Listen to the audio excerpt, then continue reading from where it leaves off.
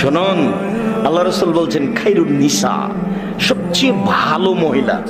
রাসূল সাল্লাল্লাহু আলাইহি ওয়াসাল্লাম বলছেন জান্নাতি মহিলা কে? এক, স্বামীর সাথে কথা বললে হাসি মুখে বলে।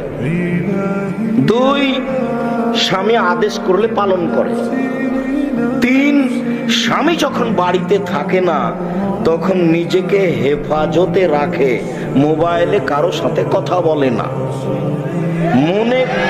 মনে করে না যে স্বামী এখন বাড়িতে নেই, একটু কথা বলে নি, এখন স্বামী বাড়িতে নাই, একটু অন্যের বাড়ি থেকে ঘুরে আসি, একটু খালার বাড়ি চাচির বাড়ি থেকে ঘুরে আসি। এইটা মনে করে না যেই মহিলা, তার জন্য জান্নাত খোলা আছে। ওরা যারা জান্নাতে যাবে সিরিয়াল এক, আল্লাহ রাসূল বলছেন নবীগণ জান্নাতে যাবেন। দুই, শহীদেরা জান্নাতে যাবে। তিন, সত্যবাদীরা জান্নাতে যাবে। চার, ওইসব মহিলা জান্নাতে যাবে যারা স্বামীকে মেনে চলে। সিরিয়াল মুহাম্মদ সাল্লাল্লাহু আলাইহি ওয়াসাল্লাম এইভাবে বললেন। আমি অনুবাদক, আমি এখানে বাড়তি কিছু আপনার জন্য বলিনি।